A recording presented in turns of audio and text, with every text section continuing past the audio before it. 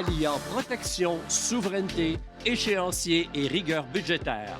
Il nous révèle comment réussir une migration infonuagique sans y perdre notre indépendance. Merci d'accueillir M. Pierre Baillargeon, directeur des préventes et solutions technologiques chez Micrologique. Ah ben, une seconde tout le monde, j'ai oublié mon beeper, mon cliqueur. Content d'être ici avec vous autres aujourd'hui, tout le monde? Merci. Ça devrait mieux aller après. Quand même, tout qu'un événement, là, je suis ici, moi, je suis avec Micrologique depuis 4 ans. J'ai l'impression que ça double à toutes les années. Je ne sais pas ce que vous en pensez, là, mais d'un coup sur le stage ici, il y a un petit moment de nervosité, clairement. La dernière fois petite anecdote, là, la dernière fois que j'ai fait une présentation sur le stage, j'avais le même nombre de slides, j'avais 15 minutes pour présenter. Je pense qu'après 4 ou 5 minutes, j'étais complètement hyperventilé. J'ai passé les 4 ou 5 pires minutes ensuite. Fait que je vous demanderais, on est plusieurs à se connaître, vous allez lever la main, vous allez me dire « Pierre, tu respires, ça va bien aller. » Clairement, je suis encore un peu nerveux. La présentation aujourd'hui, comment réussir sa migration infonuagique, clairement, là, ça ne sera pas une grande révélation. C'est plus des concepts, un phasage, comment on approche ça, comment l'équipe prévente approche ça, comment l'équipe, avec tous les experts de Cyrus, de Micrologique, comment on approche ça. Donc, l'idée, c'est une migration infonuagique, le contrôle des coûts, réduire son TCO, comment on y arrive, comment, par des processus, par des phasages, par certaines solutions, bien sûr. Pierre Baillargeon, directeur des préventes. Les grands sujets aujourd'hui, les grandes étapes, là, assez rapidement, on n'est pas les premiers, ou vous n'êtes pas les premiers à penser à une migration infonuagique, à imaginer un scénario de migration infonuagique, fait qu'on va s'inspirer de ceux qui ont un choix pour mieux planifier la nôtre. Il y a des gotchas, il y a des choses à regarder, puis c'est pas, encore là, c'est pas une grande illumination, mais c'est important de regarder où ça n'a pas fonctionné pour s'en inspirer. Les déclencheurs du passage vers le cloud, il n'y a pas juste une solution ou une façon de migrer vers le cloud, clairement. Puis pourquoi c'est important de regarder les déclencheurs? C'est probablement ou assurément pour bien choisir la cible ou orienter la cible. Il n'y aura pas un scénario, il n'y a pas une solution. Donc, c'est ce qu'on fait. Les enjeux stratégiques, oui, on mieux comme ça. On ralentit. Pour les décideurs dans la salle, je pense que c'est important. Que ce soit n'importe quel type de déclencheur, n'importe quel type de solution, il va y avoir des enjeux à tenir en compte tout le long du processus. Probablement que ça va influencer la cible ou assurément que ça va influencer la cible. Donc, c'est important de prendre le temps de les imaginer, de les pondérer, puis de les rentrer dans nos choix, en fait. Justement, les choix déterminants.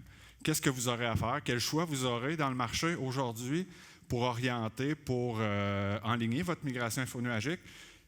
Puis finalement, bien, vous vous en doutez, à un moment donné, je vais vous parler un petit peu de solutions quand même. On est quand même là pour positionner certaines solutions. Mais je parle de solutions techno, bien sûr, on parle d'infonuagique, etc. Mais je parle aussi de processus, donc, ou de phasage, d'accompagnement pour aller dans l'infonuagique. Bon, au moins, je ne suis pas hyperventilé maintenant. Pourquoi que l'immigration échoue? Je le disais tantôt, là, clairement, pour moi, c'est un intérêt de regarder où les autres ont échoué, de s'inspirer des cas vécus, des expériences, pour mieux comprendre comment bien planifier sa migration infonuagique. Puis je commence par quelques chiffres parce que j'aime beaucoup les chiffres. Près du 3/4 des organisations ont dépassé leur budget cloud en 2023. Clairement, c'est un enjeu. Puis c'est probablement le critère numéro 1, ou le critère négatif numéro 1, je devrais dire, qui donne mauvaise presse au cloud. Le fameux dépassement de coûts, combien on a entendu parler dans le cloud. Fait que clairement, pour moi, ici, c'est un concern pour ceux qui ont déjà migré, mais ça sera un enjeu, puis probablement que vous y verrez un filon tout au long de la présentation. Puis pourquoi on dépasse les coûts? À mon sens, c'est relativement simple. Ce n'est pas tant un enjeu technologique qu'un enjeu d'expertise, qu'un enjeu de formation, mauvaise adaptabilité ou adaptation, je devrais dire, aux nouvelles solutions. Je le faisais comme ça sur site, je le faisais comme ça dans une autre solution, je le fais comme ça dans la nouvelle. Ce n'est pas tout à fait la meilleure façon de voir. L'over-provisioning, bien sûr, qu'est-ce qui cause tout ça? L'over-provisioning des ressources, je ne vous apprendrai pas grand-chose. Le manque, le pas de suivi, ça c'est mal. Le manque de suivi de consommation, c'est quand même ce que le cloud vous permet de faire typiquement. Presque 100% des organisations qui ont migré dans le cloud déclarent du cloud waste. c'est quand même impressionnant. J'ai toujours personnellement pensé qu'un des grands avantages du cloud, c'est de consommer ce que tu as besoin au moment où tu en as besoin, pas de provisionner ce que tu as besoin dans 5 ans. Donc, clairement, il y a quelque chose ici. Le modèle pay-as-you-go, c'est ça le cloud. C'est un des avantages du cloud. Il faut en profiter, il faut consommer ce qu'on a besoin au moment où on en a besoin. Fait que clairement, si tout le monde déclare qu'il paye pour des ressources inutilisées, c'est raté. Vous comprenez pourquoi je ne pouvais pas avoir 20 slides en 15 minutes? Ça ne rendrait clairement pas. La grande rapatriation, là, je ne sais même pas si c'est un mot, là, mais grosso modo, l'idée de ramener des workloads sur site ou dans un mode hybride, là, c'est une tendance. On a tous lu là, certaines études ou des cas de figure, des use cases sur Internet, sur LinkedIn. Il y en a plein d'idées. Je ne pense pas que ça soit une tendance de fond. Clairement, il y a quelque chose ici. Il y a 20% des workloads qui sont revenus sur site ou on-prem.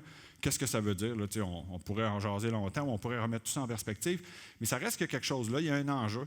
Il y a certainement des raisons qui poussent les organisations à ramener des charges sur site, mais pour moi, c'est un peu normal qu'il y ait un genre de réajustement. Le 100% cloud, le 100% sur site, ce n'est pas un modèle qui fonctionne. Ce n'est pas un modèle qui fonctionnait. Fait que, clairement, il y a des gens qui sont allés 100% cloud, qui ont rapatrié certaines charges. Puis quand je dis rapatrier, c'est peut-être aussi juste un changement de modèle. Un changement pour consommer, par exemple, des solutions hybrides. Pour terminer avec les chiffres, ou ce bout de chiffres-là, ce qui donne mauvaise presse aussi, des mauvaises expériences, c'est le coût des pannes. Clairement, c'est un enjeu. On parle de plus d'une organisation sur 2 qui a subi des pannes de plus de 100 000 15% des organisations qui ont subi des pannes de plus d'1 million. C'est quand même impressionnant. Puis les causes, c'est relativement simple. À mon sens, c'est pas mal toujours les mêmes. Mauvaise configuration, manque de ressources, manque de formation, manque d'expertise, parce que c'est les mêmes gens qui opéraient des environnements traditionnels ou d'autres types de solutions infonuagiques. 80% des incidents étaient évitables, bien sûr, comme toujours. Puis pourquoi? C'est souvent la même chose, encore une fois. C'est des mauvaises configurations. Des process inexistants parfois. Je suis moi-même pas monsieur processus, là, pour ceux qui me connaissent. Mais reste que dans l'opération des infrastructures, c'est quand même important d'en avoir, particulièrement en infonuagique, puis de les respecter. Le dernier point, les tests insuffisants, ça me parle particulièrement. Dans le cas des pannes, on parle de coûts reliés à des pannes, ou de coûts reliés à des pannes. Typiquement, si on avait mieux planifié, mieux testé, si on avait eu un plan de DR, si on avait eu des outils de DR, clairement que ces coûts-là auraient été moindres. Il y aurait une panne pareille, elle aurait été moins longue, il y aurait eu moins d'impact. Fait qu'un ne va pas sans l'autre. Un plan de DR, pas d'outil, ça ne sert à rien. Un outil, pas de plan, ça ne sert pas à grand-chose non plus. Donc, c'est important d'en tenir compte dans nos choix. Les fameux déclencheurs, qu'est-ce qui nous pousse à aller dans le cloud? Clairement, ici, je pourrais passer 3 heures à parler de cette slide-là, mais il y a clairement des déclencheurs plus importants que d'autres. Puis c'est aussi, je prends du temps pour en jaser avec vous autres parce que ces déclencheurs-là vont orienter le choix de votre cible, la façon d'y aller, donc le phasage ou comment en étape gérer. Puis ça vous permettra de mettre des garde-fous budgétaires parce que tous les déclencheurs ne sont pas égaux ou n'amènent pas vers la même cible infonuagique. On va le voir un peu plus tard, mais reste qu'on y touche déjà ici un petit peu. À mon sens, c'est les premiers facteurs, c'est les facteurs économiques. Là, vous comprenez que la trame de la présentation, ça reste que dans le cloud, c'est un enjeu important, le contrôle des coûts. Fait que ça peut en être un aussi. Donc, pourquoi certaines organisations sont obligées de migrer dans le cloud? C'est un changement de type de budget, le fameux CAPEX vers OPEX. Ça peut être un budget restreint ou un budget TI qui se restreint. L'incertitude économique, ce qu'on vit présentement, comment demain matin vous aurez un budget plus restreint, c'est peut-être ça qui sera le déclencheur ou ce qui poussera votre organisation, publique ou privée, à commencer à imaginer ou à passer à l'infonuagique. La pression concurrentielle, c'est de toutes sortes. À mon sens, les grands joueurs du cloud ont très bien passé leur message aux exécutifs au C-level. Donc, quand ils se rencontrent entre eux, ils se partagent leur expérience, ils se disent tous que le ROI est magnifique, le TCO est plus petit, etc. Fait que ça vient aussi des C-level de nos organisations qui nous demandent de passer au cloud, d'imaginer des solutions ou d'imaginer une transition vers le cloud. Donc, que ce soit par le marché ou à l'interne, cette pression-là existe, puis c'est un déclencheur d'une migration infonuagique. Le dernier en bas à gauche là, de la colonne, les décrets, les normes, la conformité, clairement, pour les clients du secteur public dans la salle, je ne vous apprendrai pas qu'il y a un décret qui vous force ou qui vous force à migrer vers l'info nuagique à une date précise qui sera peut-être repoussée, qui a déjà été repoussée. Mais il reste que le choix de la solution, à partir du moment où vous n'avez pas le choix, puis vous n'avez pas le choix d'y aller dans un certain délai, ne sera pas le même. Ou vous n'avez peut-être pas les mêmes options devant vous. On parle de normes de conformité. Clairement, depuis l'élection de quelqu'un au sud, il faut faire attention, mais cette réalité-là a changé. C'est comme si ce message-là était arrivé dans nos discussions à tout le monde. En Europe, ce qu'on lit, ce qu'on voyait, c'est que c'est depuis longtemps que ces critères-là sont tenus en compte. Cette réalité-là existe, la souveraineté des données, les clouds souverains, la proximité, la législation des données. C'est important. C'est comme si tout le monde ici s'en était rendu compte depuis janvier passé. On en parle depuis longtemps à nos clients. C'est devenu plus tendance. Donc, ça peut aussi être quelque chose qui déclenche une migration infonuagique de sur site vers l'infonuagique ou d'une solution vers une autre. Ça influencera aussi le choix des solutions.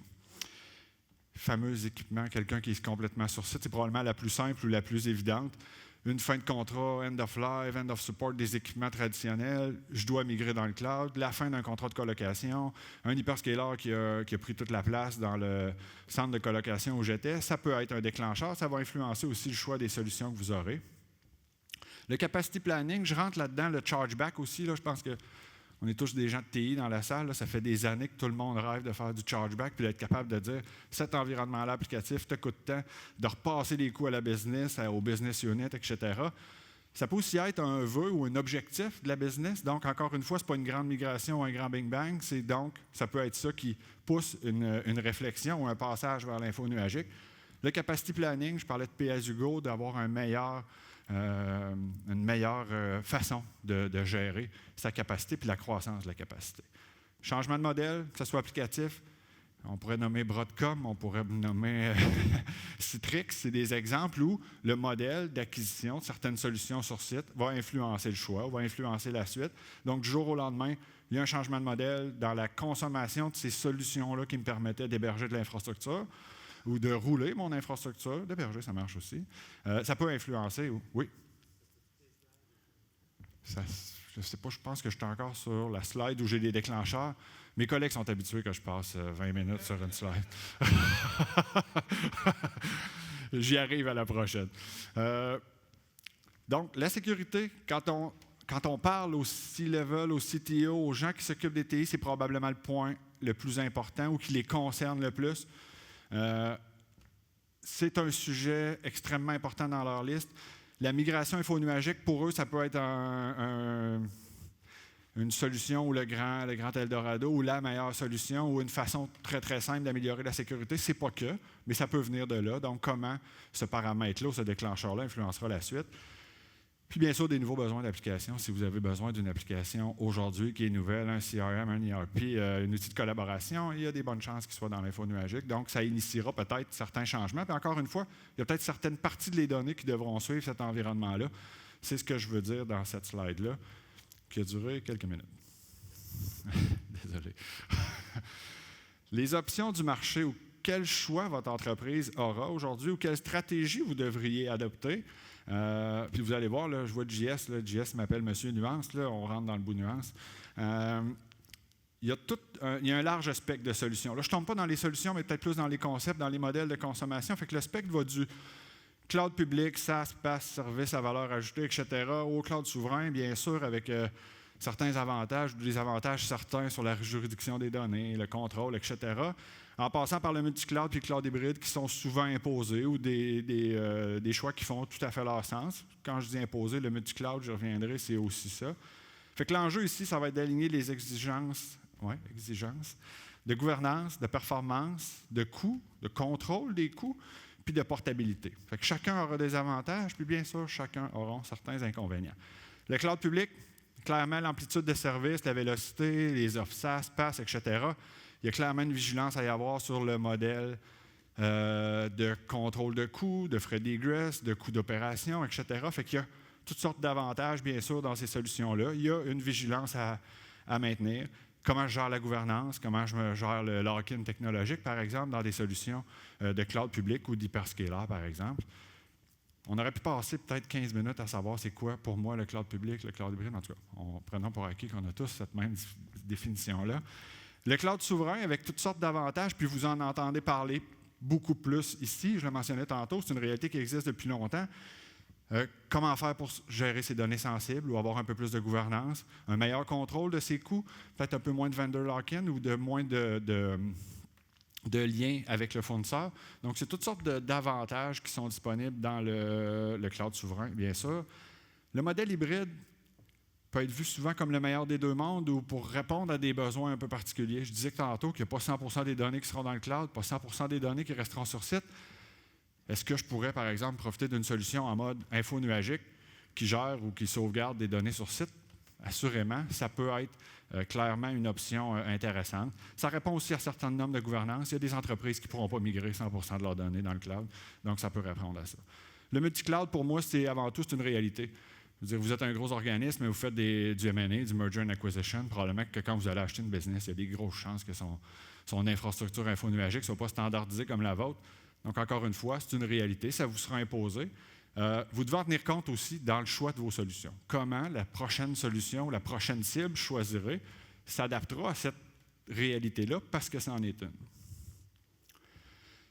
Les enjeux à considérer, je parlais des décideurs tantôt. Pour moi, ça, c'est probablement le point le plus important ou la trame narrative là, qui doit vous suivre tout le long de la réflexion vers votre migration ou pendant votre migration info-nuagique, parce que ça va clairement influencer toutes sortes de choses. Il y a peut-être des choix qui vont s'apparaître moins logiques au départ, mais qu'en fonction de ces enjeux-là, s'imposeront d'emblée. Fait qu'il y a 4 piliers pour moi, là, la protection des données, le contrôle des coûts. J'aurais dû mettre le contrôle des coûts avant. Je pense que vous comprenez, j'aime beaucoup parler du contrôle des coûts. La sensibilisation des utilisateurs, la gestion du changement, là, je pourrais l'appeler comme ça, puis l'indépendance technologique. Fait que, comme je le disais tantôt, ces enjeux-là, vous devriez les avoir en tête lorsque vous planifiez une transformation ou une migration. La base, c'est la protection des données. Ce qu'on dit ici, là, c'est que tout mettre en œuvre pour les mesures de sécurité ou s'assurer d'une sécurité accrue sur nos données sensibles, clairement, c'est important. Vous devez en tenir compte à chacun des choix que vous allez faire. C'est aussi dans le choix des outils ou comment vous allez protéger ces données-là, quels mécanismes vous aurez disponibles, quelle prévisibilité vous aurez dans l'utilisation de ces mécanismes-là. Puis quand on parle de protection de données, c'est aussi le fun, protéger ces données, y avoir accès rapidement en cas de besoin, c'est important, puis que ça ne soit pas lié uniquement à un fournisseur ou à une plateforme. Vous protégez 100% de vos infrastructures ou de vos données dans une seule et même plateforme.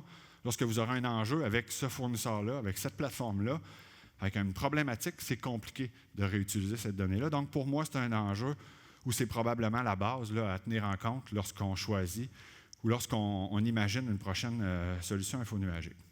La sensibilisation des utilisateurs, on parle dans l'usage des outils de sécurité, etc., mais moi, je vois ça comme aussi la gestion du changement.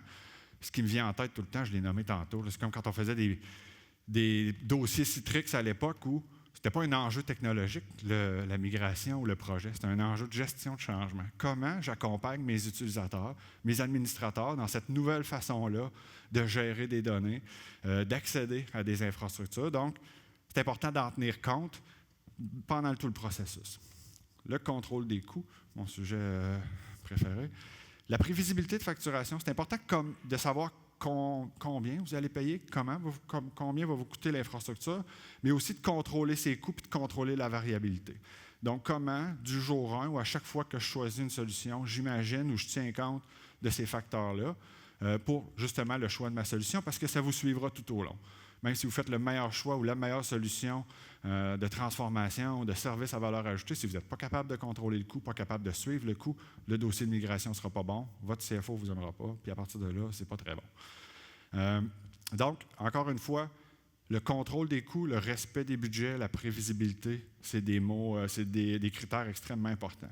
L'indépendance technologique, c'est aussi lié au contrôle des coûts. Ça vous permet de mieux contrôler vos coûts. C'est-à-dire que le jour que vous êtes transformé dans une solution unique pour un manufacturier ou un fournisseur unique, c'est extrêmement compliqué d'en sortir. On a moins de leviers de négociation. On est, entre guillemets, pris avec cette solution-là. Donc, c'est important, encore une fois, de s'assurer ou d'imaginer le plus possible des solutions qui seront réutilisables ailleurs ou dans d'autres genres d'environnements. Comment, par exemple, j'amène mes données dans cette solution-là? Est-ce que je peux prendre les mêmes outils pour sortir? Donc, c'est des gages aussi de ou c'est une rassurance pour la suite, que vous serez capable de répondre à des besoins qui changeront sans impacter la facture que vous aviez imaginée dans vos solutions. Pour tomber un peu plus dans le concret, là, qu'est-ce qui s'offre à moi lorsque j'aurai tout pris ça en compte? C'est différentes options de transformation ou de migration infonuagique. Fait qu'encore là, il n'y a pas de miracle, probablement ou il n'y a pas de grande surprise, probablement que tout le monde a déjà vu ce genre de slide-là. On l'a juste traduit, là, fait que c'est peut-être moins clair pour certains, mais reste que c'est les options que vous aurez dans le marché aujourd'hui pour transformer vos charges qui soient infonuagiques ou sur site pour aller vers l'infonuagique. Fait que, avant de parler des options, c'est comment vous déterminez ce plan-là. Peut-être la règle du 80-20 s'applique, là, ça c'est un terme que je galvaude clairement beaucoup. Mais de la préparation ou de la documentation, c'est important, vous ne vous en sauverez pas. Quand même bien que vous choisissez la meilleure technologie ou la meilleure cible, si vous n'avez pas inventorié, évalué, catégorisé, priorisé vos données, ça ne sert à rien.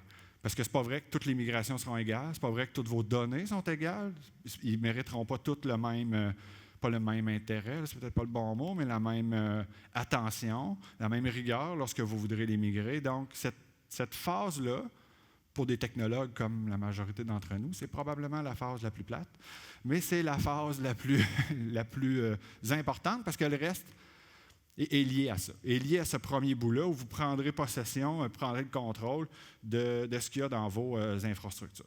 Fait qu'ensuite de ça, j'ai 6 options ici que vous pourrez choisir.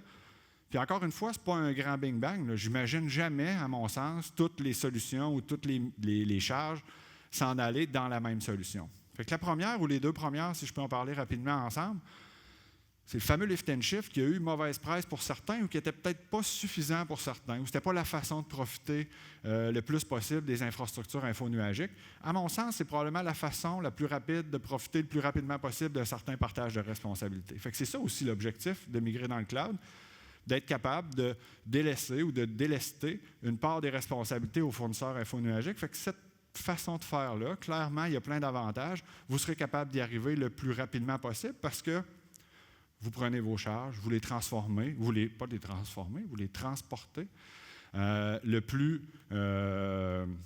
naturellement possible, donc sans les transformer ou avec le moins d'impact possible, vers une plateforme infonuagique. Puis imaginez si la source puis la destination pouvaient partager le même genre de techno, ça serait l'idéal. Donc, ça existe, bien sûr, dans le marché, vous l'aurez compris. Migration optimisée, c'est dans 2 phases, mais je vous disais d'emblée que je le mettrais dans une. Je parlais des changements dans le marché qu'il y a eu.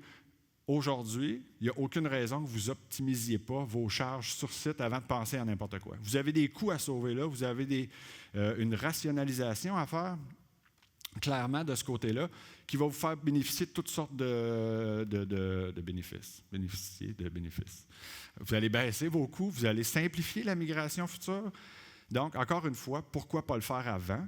Là, si vous avez un décret, vous n'avez pas le temps de le faire, bien ensuite, dans la plateforme infonuagique, vous aurez des outils, vous aurez des façons de faire, vous pourrez être accompagné par des experts pour s'assurer d'encore une fois consommer ce que vous avez vraiment besoin, faire du right sizing. On l'a dit au début, tout le monde déclare du cloud waste. Idéalement, vous ne feriez pas la même chose. C'est comme ça qu'on rend des transitions infonuagiques plus intéressantes. La fameuse transformation infonuagique native, là, on pourrait faire dire n'importe quoi à ça. Il y en a qui vont penser qu'il n'y a aucun bénéfice ou qui vont dire que moi, je trouve qu'il n'y a aucun bénéfice. Il y en a des bénéfices à transformer certaines charges, assurément. Il y a certaines charges qui devront aller vers ça. Ce qu'il faut comprendre, c'est que plus on se transforme ou plus je vais vers le as a service, plus je vais vers les plateformes, vers le software as a service, plus le degré de partage ou le niveau de partage de responsabilité est grand. Mais plus c'est difficile d'en sortir. Il y a peut-être des charges, par exemple, que ça va faire du sens que j'amène là-dedans. C'est aussi le point numéro 4, le remplacement SaaS. Aujourd'hui, c'est pas vrai que je vais conseiller à un de mes clients qui aura encore un serveur Exchange sur site. Je ne sais pas si ça existe encore, probablement. Je ne conseillerais jamais de faire un lift and shift de son environnement Exchange puis de l'amener dans l'infonuagique. Je vais lui dire, consomme un service. Ça existe partout, je pense que tout le monde le sait. C'est à ça que ça sert. Pour moi, ça répond à ces besoins-là. Il y a des workloads qui vont dans les outils de collaboration, par exemple, qui prennent tout leur sens. Il n'y a pas de one size fit all. Il n'y a pas une solution qui devrait accueillir toutes les données. Puis pour moi, ça, l'exemple le plus parlant, c'est les outils de collaboration. Il y a plein de bénéfices à les consommer dans une solution SaaS. Ensuite, est-ce que toutes mes données devraient se retrouver dans une solution Container Manage? Peut-être que c'est ça la suite. Bonne chance avec l'expertise pour vous transformer, avec les fournisseurs applicatifs que vous aurez, avec les interdépendances. C'est ça l'enjeu. Mais donc, ça peut être aussi la cible, mais pour moi, ce n'est pas la cible unique. Les 2 derniers points, clairement retirer des commissionnés, je pense que l'inventaire aura répondu à ça. Je pense que c'est le temps de consolider, de minimiser le nombre d'instances, de maximiser les ressources infonuagiques que vous allez payer pour faire tourner ce que vous avez besoin. C'est sûr que j'ai déjà géré des environnements traditionnels ou n'importe quel type d'environnement. C'est sûr qu'il y a de l'over-commit, de l'over-provisioning, des machines ou des données qui sont là parce que personne ne sait à quoi ils servent, personne n'a le guts, entre guillemets, des effacer. Donc, c'est le temps là, de les effacer ou de s'en débarrasser. Puis la dernière phase, j'appelle un peu la phase du déménagement, là, ou le bénéfice du déménagement. Quand ça fait 10 ans que tu restes à quelque part et tu déménages, il y a plein de vieilles affaires que tu vas pouvoir jeter. C'est aussi le moment de l'imaginer lorsqu'on planifie sa migration infonuagique, de prendre cette option-là, puis de se débarrasser de ces workloads-là qui n'ont pas de valeur ou qui n'amènent pas de valeur dans la business. Comme je dis toujours, puis là, JS doit être à quelque part, là, c'est toutes des bonnes réponses. C'est ça la nuance, où il n'y a pas de one size fit all. Il n'y en avait pas dans l'environnement traditionnel, il n'y en a pas dans le cloud non plus, il n'y en a pas dans les options de migration. Chaque workload a un target ou a une cible qui s'y adapte. Après ça, il faut savoir mettre en ligne les enjeux qui nous concernent ou qui nous tiennent à cœur. Quand on parle de contrôle de coûts, peut-être que ou pour vous, si le contrôle de coûts, la souveraineté, le pas de vendor, de ne pas se locker avec un vendor ou avec un partenaire, c'est le point le plus important. Il y a nécessairement des solutions ou des services qui sont très cool à consommer, qui vont s'effacer du choix. Fait que c'est important de part et d'autre, de prendre en compte les déclencheurs, de prendre en compte les enjeux pour choisir les bonnes solutions. Il y a des services qui vont nécessairement arriver dans le SaaS. Je parlais tantôt des suites de collaboration. Je veux dire, aujourd'hui, il y a personne qui développe je ne me rappelle plus comment ça s'appelait là, avant, mais Skype ou du Teams sur site, ça n'existe pas. Donc, clairement, pour moi, c'est des enjeux, c'est des workloads qui s'adaptent aux plateformes SaaS. Les données sensibles, lui, ont besoin d'une gouvernance accrue, d'une proximité, de s'assurer que les données tournent sous une juridiction connue. Compliqué. Encore une fois, ça va nécessiter une réponse différente. Donc, rapidement, vous le comprenez, malheureusement, j'aurais aimé ça vous faire une liste de dire ça va là, ça va là, mais reste que la vraie vie ou l'expérience, c'est ça. Il y a des bonnes solutions dans tous les environnements. Comment Micrologic répond à certains de ces enjeux-là? Parce que vous vous doutez bien que j'allais vous parler un petit peu de solutions à un moment donné. On a développé, ou à chaque fois qu'on développe une nouvelle solution, puis je voyais Phil, puis je voyais plein de membres de l'équipe de Phil dans la salle, Phil étant notre VP infonuagique. À chaque fois qu'on développe une solution, qu'on amène une nouvelle solution au marché, c'est toujours les mêmes leitmotifs ou c'est toujours le même modèle d'affaires. Donc, le contrôle des coûts, moi, j'appelle ça un peu le meilleur des deux mondes. C'est des solutions as a service, donc avec un partage de responsabilité le plus grand possible vers le fournisseur, mais toujours avec une idée ou des options qui vous permettent de contrôler vos coûts, parce que, comme je l'ai dit depuis, je ne sais plus combien de temps maintenant, une demi-heure probablement, c'est important de contrôler vos coûts, particulièrement dans l'infonuagique. Comment on y arrive avec quelques-unes de nos solutions? Encore une fois, monsieur, je vais passer quelques minutes sur cette slide-là. Avec des solutions basses, par exemple, c'est probablement un des premiers ou un des grands succès qu'on a eu dans le marché, autant privé que public. Donc, une solution basse, là, pour ceux qui ne sauraient peut-être pas, de backup as a service. Donc, je donne une partie de la responsabilité aux équipes d'opération, aux équipes infonuagiques de gérer, de maintenir, de tenir à jour la plateforme, mais qui s'adapte à toutes sortes de scénarios. Donc, j'ai la capacité, par exemple, de sauvegarder des données qui seraient sur site client, mais gérées ou opérées par l'infonuagique ou par les équipes de l'infonuagique. Bien sûr, on a ce genre de solution-là dans Cirrus, on a ce genre de solution-là qui s'adapte à des workloads qui seraient dans les hyperscalers. Donc, indépendamment du type de solution que vous auriez, ces solutions-là s'adaptent à votre réalité. Comment on contrôle les coûts avec ça? Je parle de croissance linéaire, de pay-as-you-go, c'est que la solution, les technologies qu'on utilise pour ces produits-là, ces solutions-là, vous permettent de scaler dans le temps. Donc, pour ça, puis là, je vois Yannick, je vois d'autres mondes qui ont fait du backup toute leur vie. Comment je size un environnement de backup? Il n'y a rien de moins précis que ça dans la vie. J'ai un pool de données, j'ai 100 terabytes de données. Après ça, il faut que je sache si c'est des bases de données, du vidéo, des VM. Il faut que j'aille la croissance annuelle, le taux de changement quotidien, la protection. Il n'y a personne qui le sait pour vrai. Fait qu'on est capable de vous donner une idée. Mais donc, l'idée de la croissance linéaire ou du pay-as-you-go, c'est de dire, saisons ensemble ou imaginons la solution que vous avez besoin demain, dans l'année prochaine, mettons. commençons avec ça, puis en fonction de votre croissance, vous serez capable d'ajouter des infrastructures, autant matérielles que logicielles, qui vous permettront de garder la fenêtre de backup que vous aviez aujourd'hui, puis d'avoir un partage de responsabilité à l'info nuagique, c'est-à-dire que, encore une fois, le manufacturier ou le partenaire ou le fournisseur, Micrologic, le cas échéant, gère une partie de cette infrastructure-là. Donc, c'est comme ça qu'on contrôle les coûts, qu'on permet d'avoir du pay-as-you-go. Là, je vois frais d'égress, j'aurais dû dire pas de frais d'égress. Vous allez, j'imagine que vous m'avez tous déjà entendu parler des frais d'égress, mais comment on contrôle ces coûts-là, on les rend prévisibles? C'est en ayant le moins possible de charges basées sur l'utilisation ou à la demande ou qui varient. Merci, Ding. C'est parfait. Mais il reste que c'est ça. Fait que je parlais de la mauvaise presse, du contrôle des coûts. Comment? Puis c'est pas l'éléphant dans la pièce, ou c'est pas uniquement ça, mais les frais d'égress, ça ne représentera pas nécessairement 60 % de votre facture, ou 50 % de votre facture, ou 10 % de votre facture. Le point, c'est qu'on ne le sait pas. Fait qu'on parle de prévisibilité, donc l'idée, c'est ça. Fait que chacune de nos solutions, celle-ci en premier, mais toutes les autres n'ont jamais de coût d'égress. Donc, vous pourrez, dans un environnement de backup, c'est quand même intéressant de l'imaginer comme ça, restaurer 100 % de l'infrastructure de backup ou 100 % des données dans cette infrastructure de backup-là pourront être restaurées où bon vous semble, sans coût d'égress, sans coût imprévu. Le dernier point, la portabilité, c'est un point important dans toutes nos solutions, mais dans celle-ci particulièrement, où ça s'applique peut-être un petit peu différemment de ce que vous aviez imaginé, c'est que ça vous permet de, je le disais, là, qu'il n'y a pas une cible infonuagique, il n'y a pas 100 % sur site, il n'y a pas 100 % dans l'infonuagique public ou dans un hyperscaler. C'est qu'en fonction d'où vous serez rendu, cette solution-là pourra vous suivre. C'est-à-dire qu'aujourd'hui, vous êtes sur site 100 %, on est capable, je le fais 4 fois, je le dis, d'opérer une infrastructure de backup chez vous, de la gérer. Vous vous occupez de vos données, mais on s'assure que la plateforme se maintient à jour.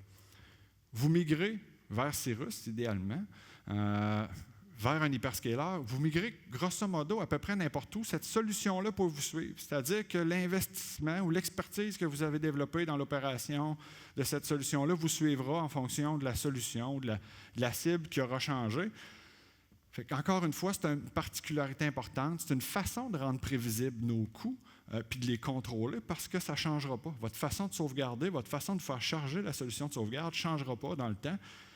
Puis c'est aussi une façon d'accélérer cette migration-là. Imaginez la première sauvegarde qui a été faite sur site, répliquée dans Cirrus. Lorsque vous migrez cette donnée-là de production dans Cirrus, il y a déjà une partie de la donnée qui est là. Le premier backup va être moins long. Il y a déjà un bout du travail de fait. Donc, c'est comme ça que la portabilité vous aide à contrôler vos coûts.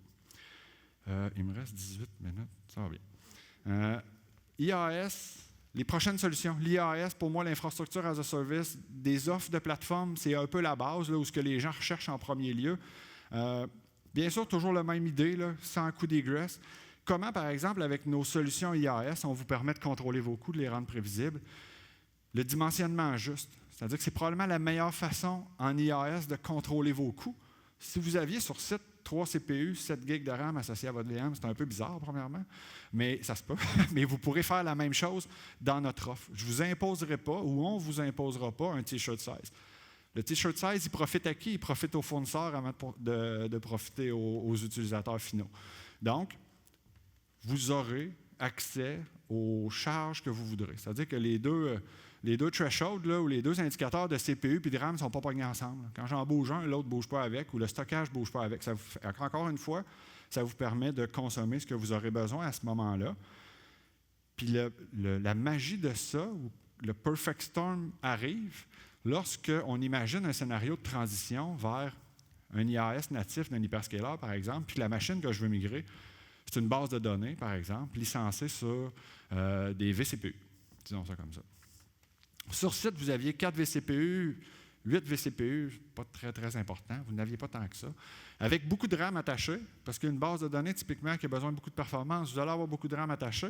Vous aviez 5, 6, 7 disques parce que vous voulez mettre les logs non persistants quelque part. Vous vouliez mettre des BD sur des disques différents. Puis vous avez besoin de beaucoup d'IOPS, etc. Lorsque vous prenez cette VM-là et que vous l'amenez dans un hyperscaler, le modèle vous impose un T-shirt size d'emblée.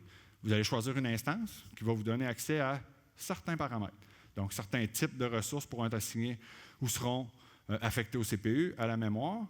Puis là, lorsque ça devient encore plus compliqué, c'est lorsqu'on essaie de gérer le sizing du stockage ou de la performance du stockage. Certains types d'instances vont vous donner accès au CPU RAM que vous voulez, mais si vous voulez beaucoup de performance disque, vous devez grossir le type d'instance.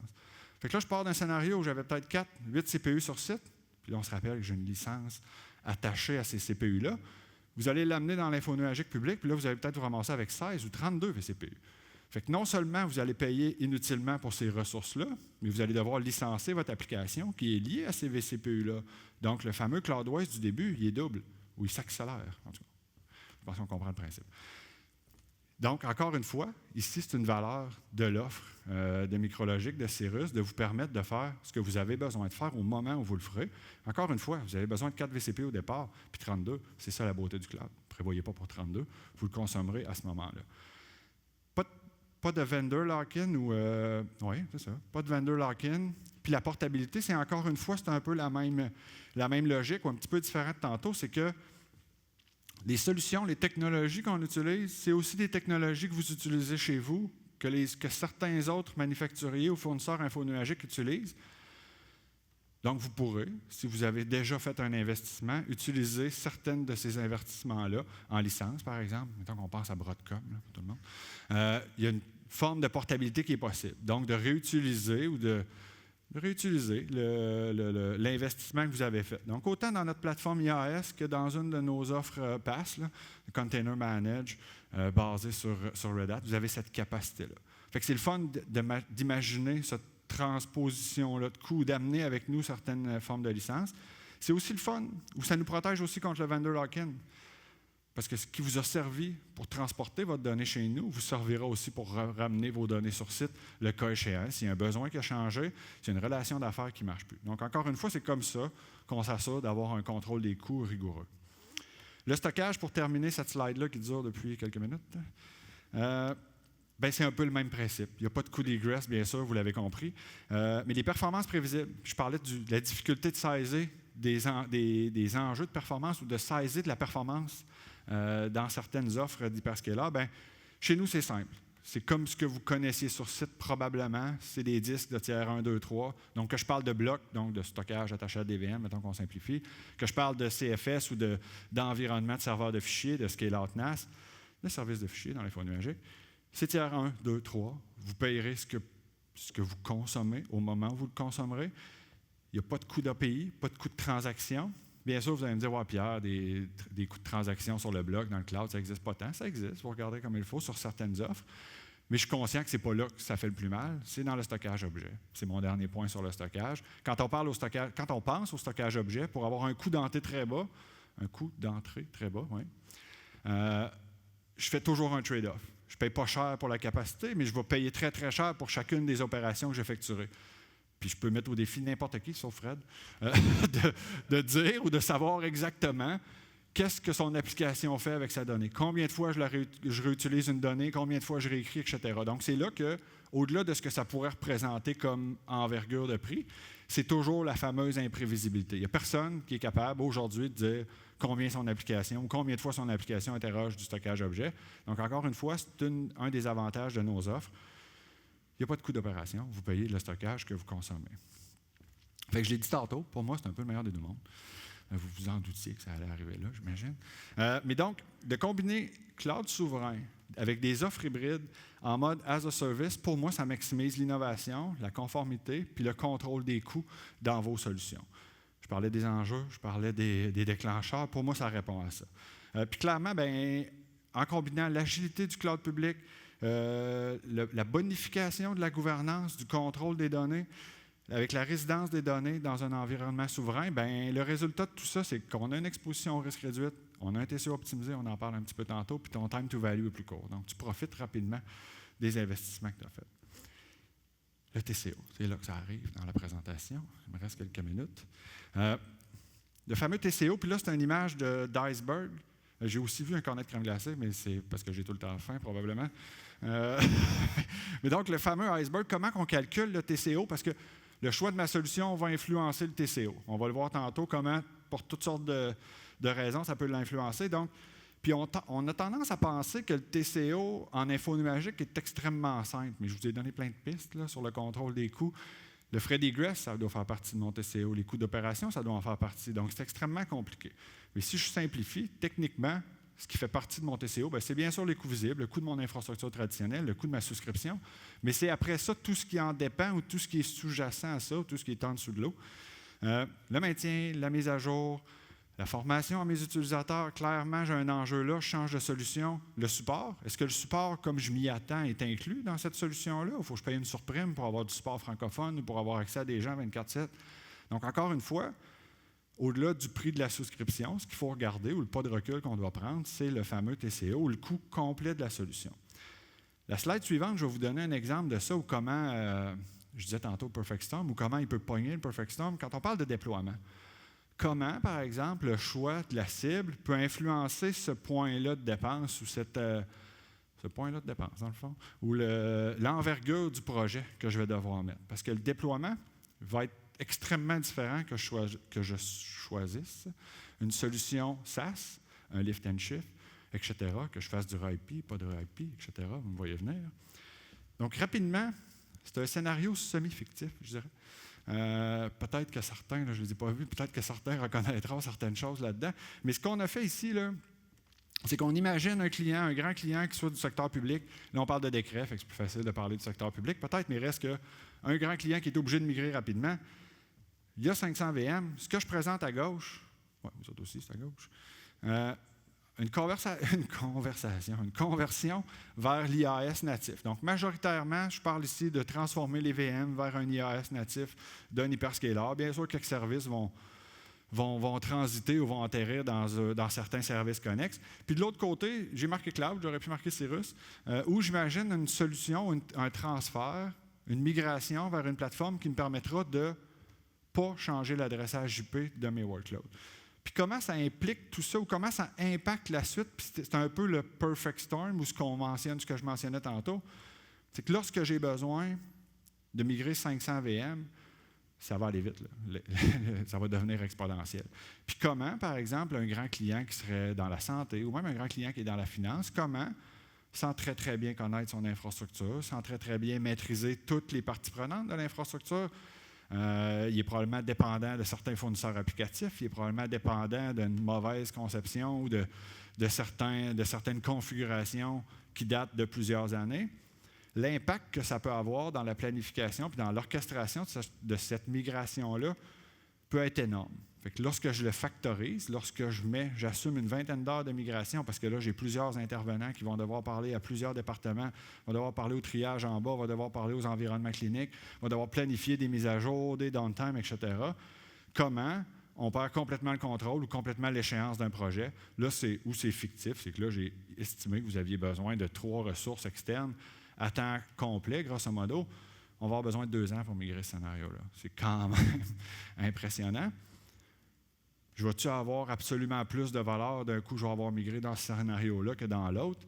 L'autre va me permettre de planifier cette transition-là beaucoup plus rapidement, de transposer l'expertise des gens que j'avais sur site qui vont continuer d'opérer la solution dans le scénario 2 que je vous montre, là, dans le scénario Cirrus ou dans le scénario Cloud, sans changer l'adressage IP. Donc, beaucoup moins d'impact sur la clientèle de ce client-là. Donc, ça va beaucoup plus rapidement. Le time to value que je parlais tantôt, c'est aussi ça, le genre de discussion qu'on a. Là, je vois 7 minutes. Puis vous voyez l'impact que ça peut avoir. Le TCO, donc, je migre le même environnement, je choisis une cible différente ou une option de migration différente, puis là, je viens de passer 3 millions. C'est sûr que votre CFO vous aimera moins. L'idée, c'est de la planification. Encore une fois, je ne suis pas là pour vous dire que ce n'est absolument pas une bonne solution, la première. Il faut juste parler des mêmes choses, comparer les mêmes choses. Pour moi, c'est un exemple flagrant de comment le TCO peut influencer tout ça. Je pense que vous avez compris la finalité ou comment on va y arriver. C'est qu'il n'y a pas de miracle non plus. C'est le meilleur conseil que je peux vous donner, c'est la préparation. La règle du 80-20 tantôt que j'aime galvauder, là, de la planification, de la documentation, de développer de l'expertise, de comprendre le marché, comprendre les options, bien vous faire accompagner. C'est ça qui va vous permettre de choisir la meilleure solution. Fait que préparer le plan de migration, c'est un peu un wrap-up de ce qu'on parle tantôt, mais ça passe aussi par un accompagnement sans compromis. Fait que le fameux plan de migration, je ne passerai pas 25 minutes à en reparler, mais grosso modo, il me reste 6 minutes, d'évaluer son environnement actuel, on l'a vu tantôt comment c'est important, puis comment ça va nécessairement influencer la cible. Définir une stratégie claire, la cible, elle doit être claire, il n'y a pas un one size fit all encore une fois. Le point 3, c'est le plus important pour moi, puis des fois, je suis à cause de ça qui n'arrive pas. Mais le plus rapidement possible, impliquer tout le monde. Je le change de place. Je viens de l'infrastructure plus. Dans certains projets qui sont gérés par des gens d'infrastructure, on oublie d'impliquer, ou peut-être qu'on ne l'oublie pas, d'impliquer des gens de sécurité, par exemple, ou de réseautique. Mais donc, c'est important parce qu'à un moment donné, ils vont arriver dans votre projet, ils vont mettre les breaks, ils vont vous dire « Non, ça, tu n'y as pas pensé comme il faut, ça ne marchera pas. » Fait que c'est important d'amener ces gens-là à la table le plus rapidement possible parce qu'ils vont faire partie du choix ou vont influencer le choix de la cible. Donc, encore une fois, même si ça ne vous tente pas trop, vous devez le faire. Je fais des blagues, là, mais ça reste que ça arrive très souvent dans des dossiers de migration où les équipes se parlent peu. Puis là, j'aurais pu faire l'exemple inverse où la migration est drivée par une équipe de développement. Donc, vous avez compris le principe. L'idée, c'est que faites-vous une équipe d'experts, une équipe de champions à l'interne qui va gérer votre migration. Faites-vous accompagner par un bon partenaire. Choisir la bonne architecture cible, clairement, c'est important. Puis le point suivant, le TCO va en dépendre. Fait que peut-être que rendu à évaluer le TCO, tout ce que vous avez pensé avant va s'effacer parce que ça ne marche pas dans le budget. Donc, mais c'est important de le faire dans cet ordre-là. C'est important aussi de comprendre que le TCO va avoir un impact sur le choix. La preuve de concept, le projet pilote, là, je pense que pour certaines solutions, c'est un no-brainer. Est-ce que vous voulez tester 100% des choses? Bien sûr, vous n'aurez probablement pas le temps, mais ça reste que pour comprendre les nuances, les subtilités de ce que vous choisirez ou des options que vous aurez, c'est extrêmement important. Standardiser. Là, je me parle à moi-même, je pense. Mais c'est important. Donc, c'est important d'essayer d'automatiser, par exemple. Là, vous avez une occasion de repartir en neuf ou de changer de plateforme. Adaptez-vous à cette plateforme-là. Prenez le temps de penser, prenez le temps de développer des nouveaux réflexes. Donc, la documentation, standardiser, automatiser les processus de déploiement, les processus de mise à jour, c'est important. Les gens aussi. Il y a beaucoup de gens qui se sentent mis de côté quand on imagine une transition info-nuagique parce que là, moi, je m'occupais du matériel que je vais faire quand je vais être rendu dans le cloud. C'est le bon moment d'ajouter des cordes à votre arc ou d'exploser votre expertise pour amener de la valeur à la business comme ça, en standardisant, en simplifiant certains processus, par exemple. La formation, bien sûr, là, c'est sous-jacent. J'aurais pu commencer par ça. Ça fait partie de tous ces grands projets-là. Puis ma dernière slide, puis je vais être dans le temps sans m'être évanoui sur le stage. C'est le plan d'accompagnement qu'on présente à nos clients. Le plan d'accompagnement ou les étapes d'accompagnement. Fait que, grosso modo, on résume ce qu'on fait ici. Pour moi, pourquoi je vous en parle là, c'est que c'est probablement une des plus grandes différences qu'on amène dans ce marché-ci. Bien sûr, la souveraineté, le contrôle des coûts, c'est tous des éléments importants. On est aussi là du début, c'est-à-dire que les gars et les filles qui s'assoient avec vous autres du début, il y a malheureusement beaucoup plus de gars que de filles, ça c'est une autre histoire. Mais les gens qui vont s'asseoir avec vous au début pour planifier cette migration-là vont être là tout le long. Fait que l'équipe projet ou l'équipe vente va être là au début, va être là pendant la migration. Fait qu'on ne vous laisse pas seul, on ne vous laisse pas avec juste la belle cible qu'on a imaginée tout le monde et qu'on n'y arrive pas. Il va y avoir des moments difficiles, je vous avertis, il y en a toujours. Mais ça reste qu'on est en TI tout le monde. Reste que c'est ce qu'on fait. On fait de la découverte avec vous, bien sûr. Vous restez une partie très, très importante de ce processus-là. On a besoin de votre expertise. C'est vous autres qui connaissez vos données, vos applications, vos services, vos clients. Mais on amène aussi l'expertise des gens dans l'équipe. À la phase d'architecture, d'analyse, on bénéficie d'un bassin de talent très, très grand là, pour les clients. Du moment que vous allez vous retourner quelque part, il y a plein de spécialistes dans la salle. On a des équipes de développement, on a des équipes de logiciels qui nous aident à comprendre toutes les T's and C's que je ne comprends jamais dans un contrat logiciel, pour savoir si c'est migrable, si c'est pas migrable. Donc, tout ça pour dire qu'on met à profit toutes les équipes pour évaluer la meilleure solution. On a des équipes de service pro pour vous accompagner dans cette migration-là. Fait que quand je disais que ce n'était pas juste la cible, nos équipes vont être là, dans le champ ou en opération avec vous autres pour migrer vos infrastructures. La phase de contrat, c'est un bout important. Je pense aux décrets, aux organismes publics, comment je m'inscris au courtier, comment je gère cette migration-là ou comment je l'orchestre ou je la phase, là, c'est extrêmement important. On perd énormément de temps dans ces bouts que technologiquement on aime moins. Mais on perd du temps dans ces étapes-là. Donc, de connaître ce processus-là, nos équipes sont là pour vous accompagner. Les équipes légales aussi, parce que dans l'info nuagique, on change de modèle. Donc, c'est important. La migration, l'opération, donc, je pense que vous avez compris le principe, là, on est là du début à la fin pour vous accompagner. Puis c'est comme ça qu'à mon sens, on livre ou on favorise le succès de votre migration infonuagique en tenant compte de plusieurs facteurs. Le plus important pour moi, c'est le contrôle des coûts. Donc voilà. Merci tout le monde. Je rentre presque pile poil dans le temps. Merci.